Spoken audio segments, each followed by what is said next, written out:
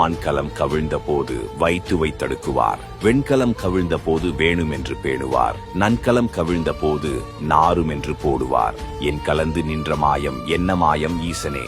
இந்த வரிகளை நாம் கேட்காத நாளே இல்லை. சிவவாக்கியர் எழுதிய இந்த அற்புத வரிகளுக்கான அர்த்தம் என்ன தெரியுமா? மண்பானை கவிழ்ந்து உடைந்து போனால் அது தேவைப்படுமென எடுத்து அடுக்கி வைப்பார்கள். வெண்கல பாத்திரம் கவிழ்ந்து நசுங்கி போனால் அது வேண்டுமென்று பாதுகாத்து வைப்பார்கள்.